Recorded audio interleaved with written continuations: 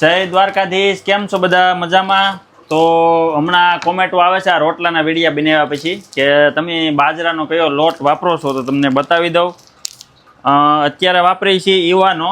અમે બર્લિનમાંથી લીધેલો છે, ઇન્ડિયન સ્ટોરમાંથી બાજરી ફ્લોર. તો આ લોટ છે ને અમને જે 2 વાર ટ્રાય કર્યો છે, આ બહુ મસ્ત આવે છે. આમાં કડસી સ્મેલ ને એવું કાંઈ નથી આવતી. આની પહેલાં જે અમે લોટ લાવ્યા હતા ને, નામ યાદ નથી પણ એમાં બાય દોરેલી હતી. એટલે નામ યાદ નથી, કડસો હતો પણ અમે મસ્ત શું કહેવાય કે બહુ સારો છે એમ કરીને ખાઈ લીધો, કેમ કે અહીંયા તો કાંઈ એવું કાંઈ હાલે નહીં.